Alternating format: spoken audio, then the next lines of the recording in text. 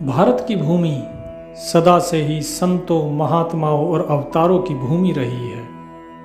कहीं ज्ञान चर्चाएं होती थी तो कहीं साक्षात परमात्मा किसी न किसी रूप में इस भूमि पर आए हैं। आज जो प्रसंग है उसमें गुरु नानक देव जी और कबीर साहिब जी के बीच में ज्ञान चर्चा होती है। किस प्रकार एक गुरु शिष्य बन जाता है और कैसे एक शिष्य गुरु बन जाता है, ये चीज आज हम देखेंगे। गुरु नानक देव जी जो उनका गुरु ग्रंथ साहिब है और प्राण सांगली है, उसका उदाहरण आज हम यहाँ पर लेंगे और साथ ही साथ प्रमाण रहेगा आचार्य गरीबदास महाराज की वाणी का। तो गुरु ग्रंथ साहिब के अंदर हम 2 शब्द लेंगे और प्राण सांगली में कबीर साहिब और गुरु नानक देव जी की जो चर्चा है वो लेंगे। तो गुरु नानक देव जी एक बार नदी में स्नान करके ध्यान में बैठे थे, तभी उनके हृदय में ये प्रेरणा हुई कि काशी जाया जाए। गुरु नानक देव जी जैसे ही काशी में पहुंचे तो उनकी ज्ञान की जो वाणी थी उसे सुनकर लोग अभिभूत हो गए। सभी ने उनको प्रणाम किया। वो गंगा किनारे एक वृक्ष के नीचे बैठ गए। तभी वहां से कबीर साहिब जी के गुरु रामानंद जी निकलते हैं वहां से, और निकलते निकलते जब उन्होंने गुरु नानक जी की वाणी सुनी तो उन्हें बड़ी अच्छी लगी। जाकर उन्होंने हाथ जोड़कर विनम्रता से पूछा कि आप कौन हैं। नानक जी ने कहा कि मैं गुरु नानक हूं, पंजाब से आए हैं। प्रणाम करके रामानंद जी बोले कि आइए हमारी कुटिया में पधारिए और हमें धन्य कीजिए। गुरु नानक देव जी रामानंद जी के साथ उनकी कुटिया में जाते हैं। जाते समय कबीर जी ने उन्हें देख लिया। उन्होंने बाकी सभी लोगों को कहा कि जल्दी से एक आसन लगाया जाए, और बाकी सभी लोग उनके पास बैठे, मैं अभी आता हूं। भक्तों ने वहां पर 3 आसन लगा दिए, और उन तीनों आसन में जो थोड़ा ऊंचा आसन था, गुरु नानक जी उस पर विराजमान हुए। रामानंद जी बगल वाले आसन पर बैठे। उन दोनों के बीच में ज्ञान संवाद शुरू ही हुआ था, तभी कबीर साहिब आ गए। कबीर जी ने उन्हें प्रणाम किया और कहा कि आप गुरु नानक देव जी ही हैं ना, जो कहते हैं नानक दुखिया सब संसार, सुखिया सोई जो राम आधार। नानक जी बोले बिल्कुल सही पहचाना, और तुम कबीर ही हो ना, जो कहते हो बुरा जो देखन मैं चला, बुरा न मिलिया कोई, जो मन खोजा आपना तो मुझसे बुरा न कोई। तो कबीर साहिब जी ने हाथ जोड़कर कहा कि आप तो गुरु नानक हो, आपसे भला क्या छिप सकता है। बैठ गए वो भी, और ज्ञान चर्चा उनकी शुरू हुई। आज सभी भक्तों ने सोचा 2 महान संत हैं एक साथ, और साथ में गुरु रामानंद जी, तो आज कोई न कोई गुप्त ज्ञान की गांठ खुलेगी जिससे अमृत बरसेगा और हम भी उस अमृत में भीगेंगे। तो दोनों के बीच में ज्ञान चर्चा शुरू हुई। तो कबीर साहब बोले कि सभी लोग आपको गुरु नानक कहते हैं, आपके नाम के आगे ही गुरु है, तो क्या मैं आपको गुरु पुकार सकता हूं। नानक जी ने प्रसन्न होकर कहा कि क्यों नहीं, जरूर पुकारो। तो कबीर जी बोले कि मेरे 1-2 शंकाएं हैं, क्या आप उनका निवारण कर सकते हैं। तो बाबा नानक जी बोले कि तुसी भी वचन करो, बोलो क्या जानना है। कबीर जी ने प्रणाम करके कहा, कहे कबीरा चरण लाग कर कृपा कीजिए देवा। ये प्रसंग प्राण सांगली के पृष्ठ नंबर 197, 198 और 199 में दिया गया है। कबीर जी कहते हैं, कहें कबीरा चरण लाग कर कृपा कीजिए देवा, अगम अगाध विषय पद कहिए शोकित पाइए सेवा। कि आप मुझ पर कृपा कीजिए, हम सभी पर कृपा कीजिए और बताइए उस अगम अगाध जो परमात्मा है उसके पद के बारे में कहिए कि किस प्रकार उसकी सेवा की जा सकती है। मोहि समझाए कहो गुरु पूरे, भिन्न भिन्न अर्थ दिखावहूँ, जही विधि परम अभय पद पाइए सो विधि मोह बतावहूँ। कि मुझे अच्छी प्रकार समझाइए, अलग अलग प्रकार से समझाइए ताकि मुझे समझ आ सके वो जो अभय पद, वो परम पद है, उसको कैसे प्राप्त किया जा सकता है। मन वच कर्म कृपा कर कहिए, क्यों कर मिले अपारी, चेला कहे सुनो सतगुरु जी, दीजे शब्द विचारे। कि मन वचन और कर्म के द्वारा मेरे ऊपर कृपा करिए और बताइए कि वो परमात्मा, वो अपार, वो कैसे मिलेगा। चेला कह रहा है कि हे सतगुरु जी बताइए वो जो शब्द है जिस पर विचार करना चाहिए, कृपया हमें वो दीजिए।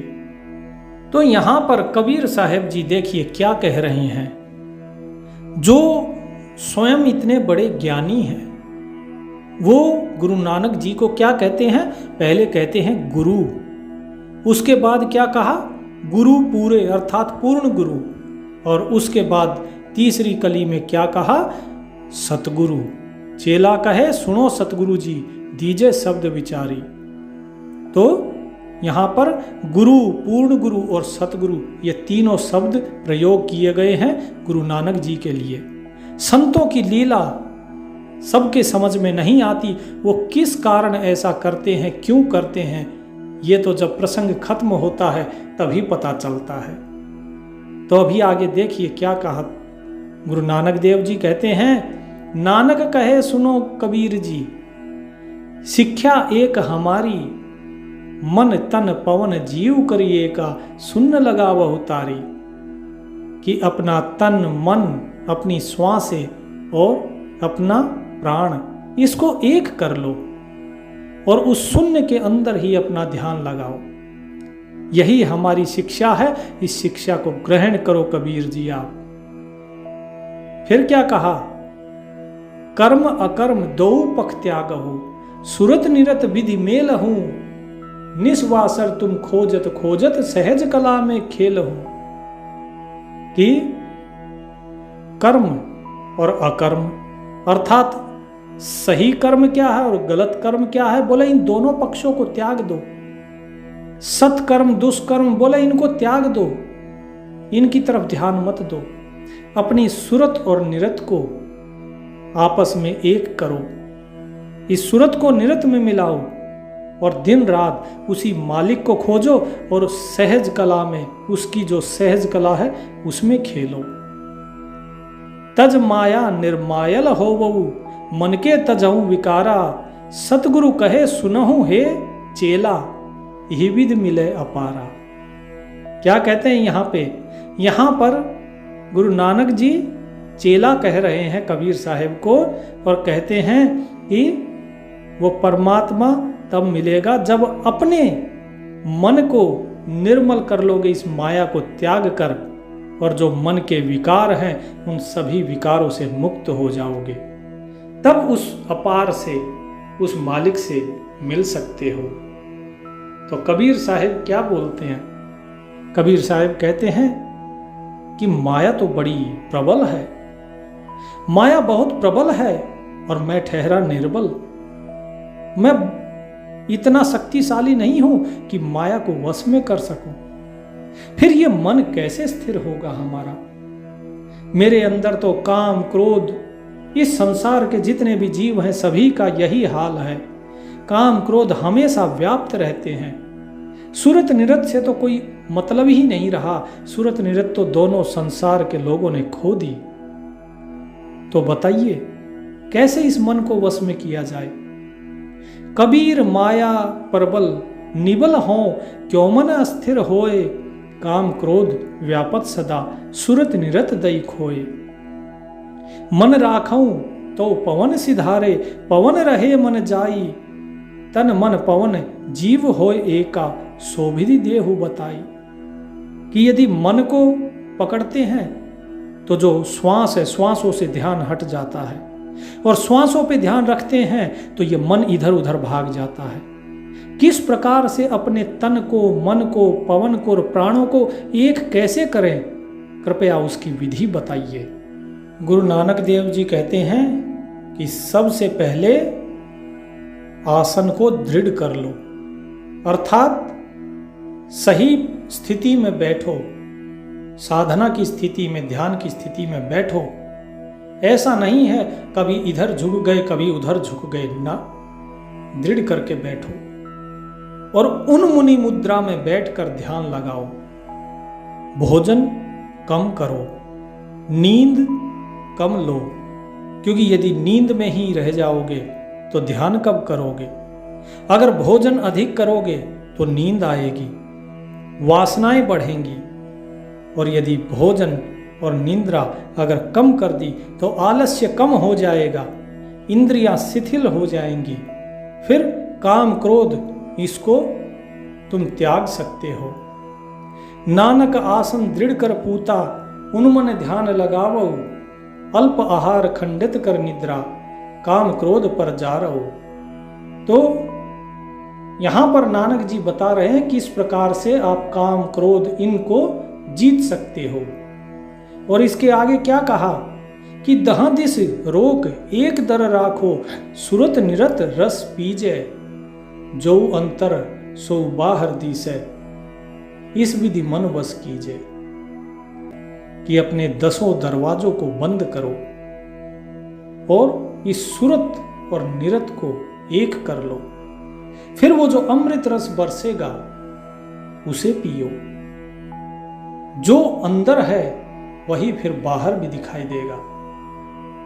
जो तुम जिस प्रकार व्यक्ति बाहर से नाटक करता है अच्छा होने का, लेकिन मन में कपट होता है, लेकिन यहां नानक जी कह रहे हैं कि जब तुम उस रस को पियोगे तो तुम्हारे अंदर जैसी निर्मलता है वैसे ही निर्मल तुम बाहर भी हो जाओगे।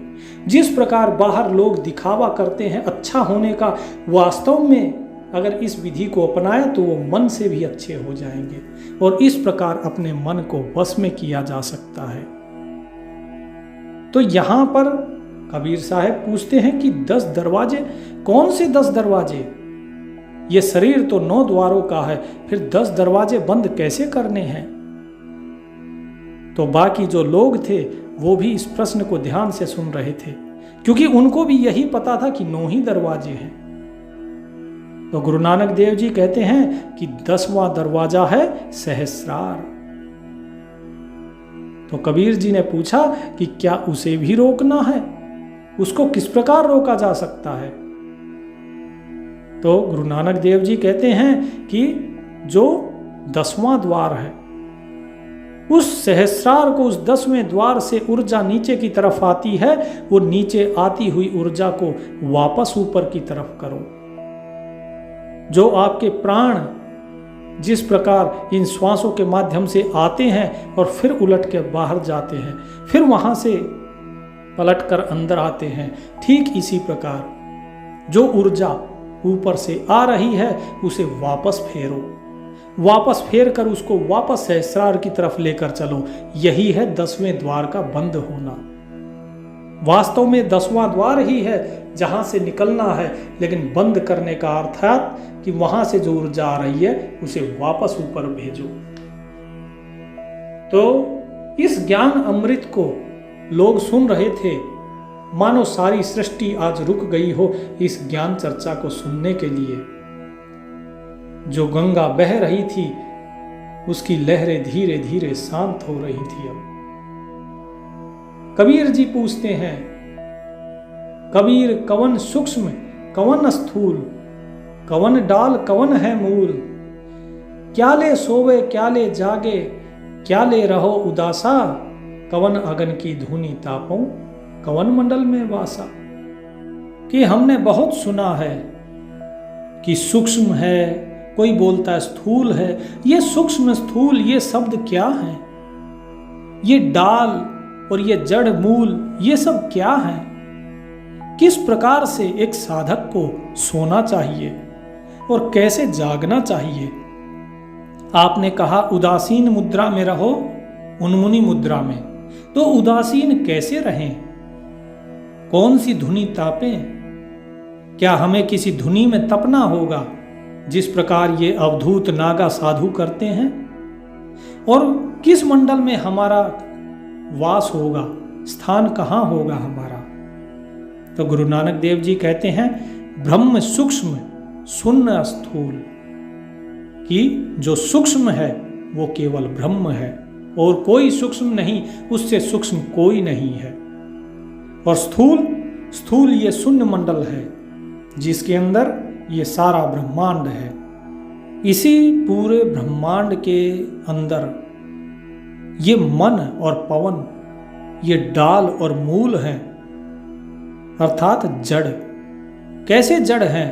कि इस मन के अंदर से ही ये माया रूपी वृक्ष की उत्पत्ति होती है और ये पवन उसी की डाली है।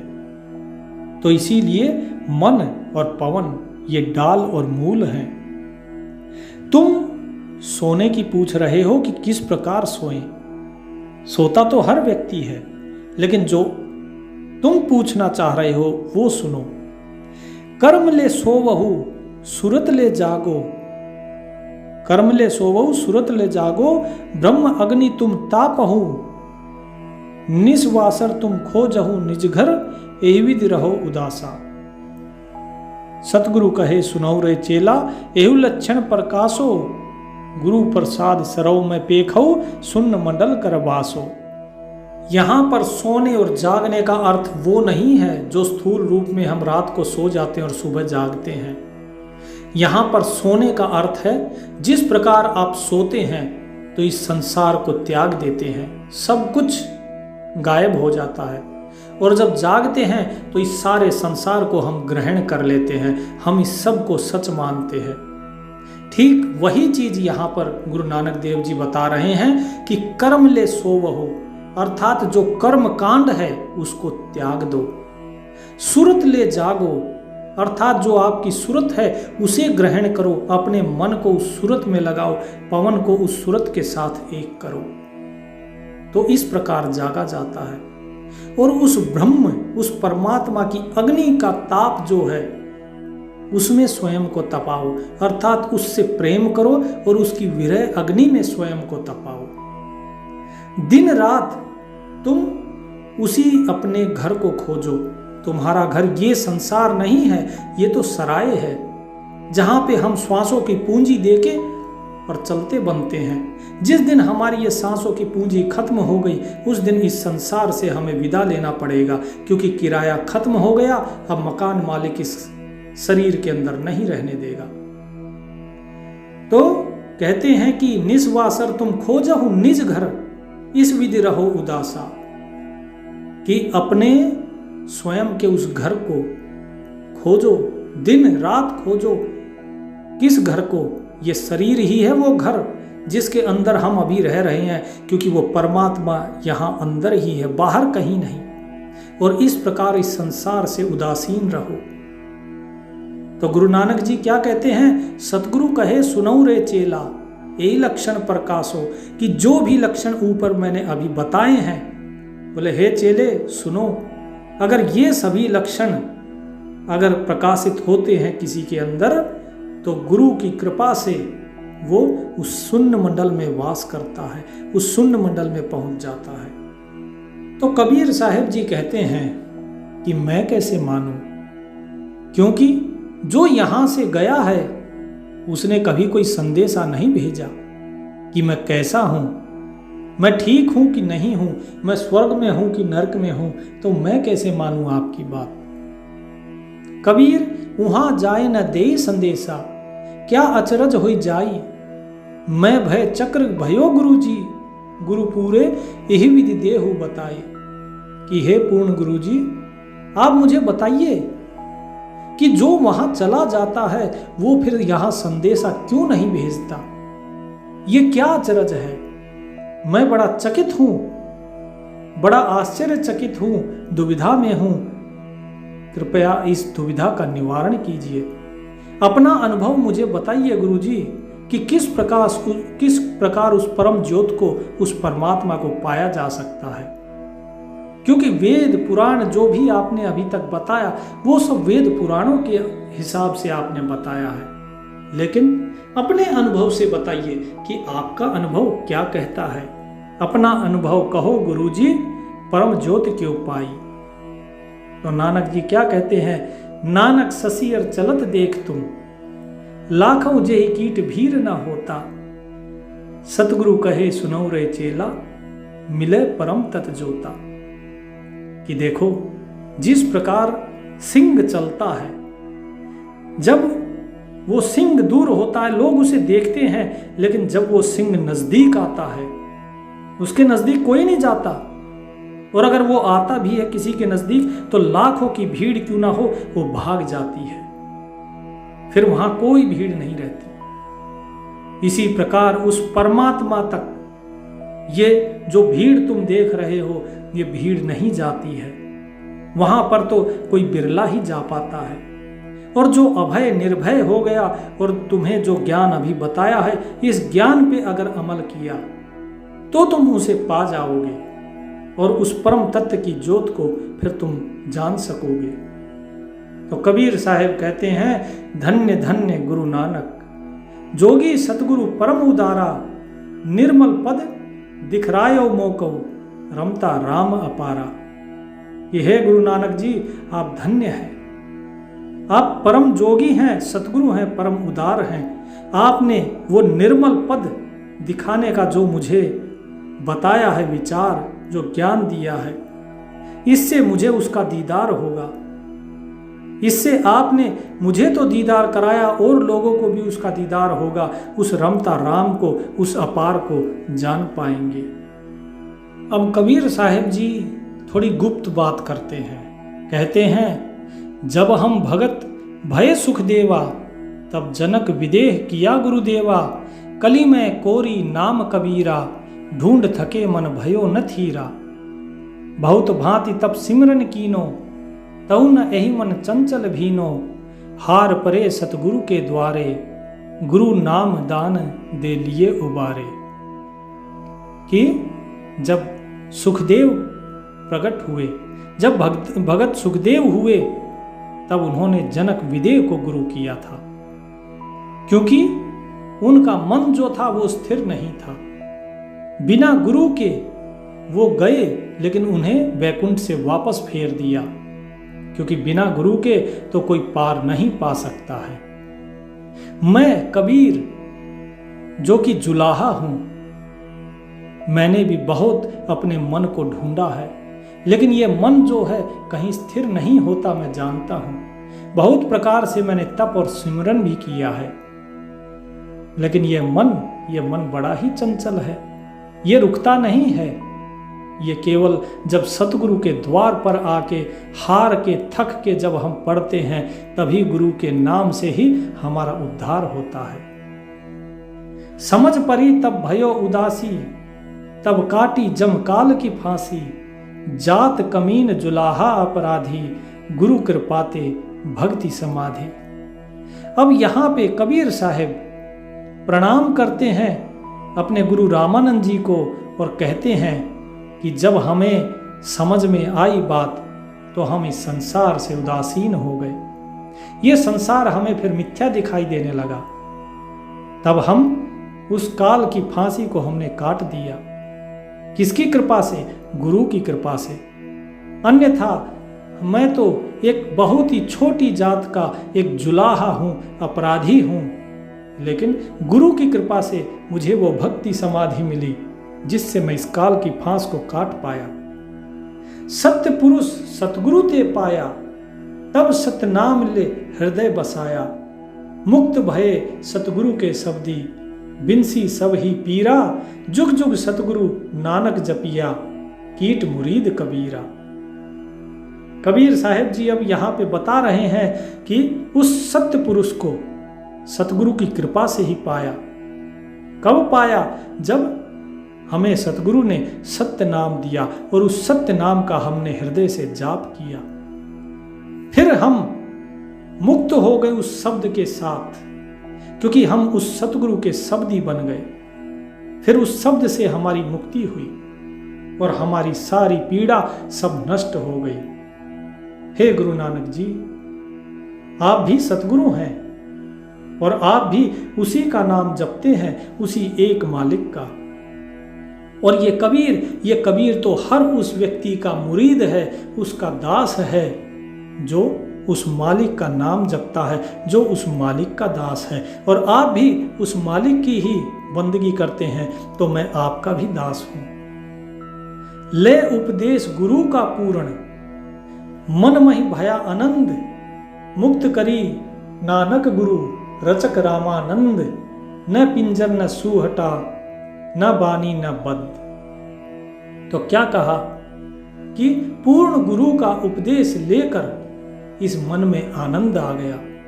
आज आपने जो उपदेश दिया है हम सभी को, उससे बड़ा ही मन में आनंद हुआ। और मेरे गुरु रामानंद जी और हम भी सभी आपकी वाणी सुनकर मुक्त हुए, कृतार्थ हुए। अब ना कोई तोता है और ना कोई पिंजरा है, अर्थात ये जीवात्मा मुक्त है। ये जीवात्मा किसी पिंजरे में नहीं बंधी। अब ना किसी वाणी की जरूरत है, ना किसी वाद विवाद की। कल की रति नानक रही, पायो अलख अछेद, चंद सूर नहीं वासना, नहीं विद्या नहीं वेद, दास कबीर गुरु भय, गुरु नानक दीनो भेद। तो कबीर साहिब कहते हैं कि हे गुरु नानक जी, आपकी कीर्ति सदा रहेगी, क्योंकि आपने बिना सूर्य या चंद्र की पूजा किए, बिना विद्या के, बिना किसी वेद के, न बिना किसी पुराण के, कुरान के, आपने ये ज्ञान सभी को दिया, जिससे सभी उस परमात्मा की प्राप्ति की तरफ बढ़ सकते हैं। और ये कबीर तो दास है और आप गुरु हैं कि आपने ऐसा भेद हमें बताया। कहाँ नाथ कहाँ सिद्ध है, को न याजग थीर, नानक गुरु सर्वत्र थिर, इहु गहे रहे कबीर। गुरु नानक देव जी कहते हैं कि ना कोई नाथ ना सिद्ध, कोई भी इस जगत में स्थिर नहीं है, हर एक कोई संसार से जाना है। केवल गुरु, वो गुरु ही स्थिर है इस संसार में। कबीर साहब, इस बात को आप समझ लीजिए। गुरु नानक जी जब ये उपदेश कर रहे थे, तो वो ऊपर से तो उपदेश कर रहे थे, लेकिन उनके मन में एक दुविधा पैदा हो गई थी। अब एक दुविधा ने घर बना लिया था, और वो दुविधा क्या थी कि कबीर जी ने ये कहा कि सतगुरु के शब्द से उस सतपुरुष को हमने पाया। मैंने तो कबीर को कोई नाम नहीं दिया, मैंने तो उन्हें केवल वही बातें बताई जो शास्त्रों में सब जगह लिखी हुई हैं। क्या उन्हें सच में वो परमात्मा मिला है? क्या कबीर ने उस परमात्मा को जान लिया, वो उसके साथ एक हो गए? मैं फिर अभी तक उपदेश दे रहा था तो किसे दे रहा था? कबीर ने कभी मुझे गुरु कहा, कभी पूर्ण गुरु कहा और कभी सतगुरु कहा, लेकिन मैंने तो उन्हें कोई इस प्रकार का ज्ञान दिया नहीं, मैंने इस प्रकार का कोई उनको मंत्र जाप दिया नहीं।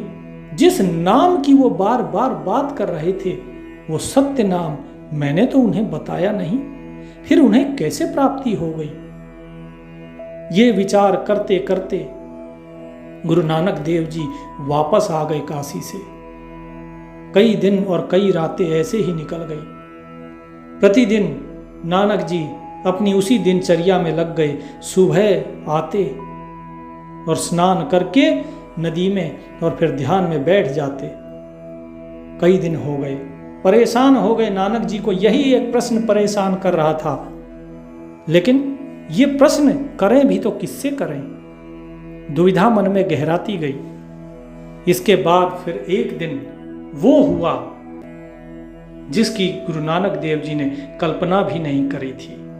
आखिर क्या हुआ था गुरु नानक देव जी के साथ, किस प्रकार उन्हें उस परमात्मा का दीदार हुआ, ये हम जानेंगे अगले भाग में। सत साहिब।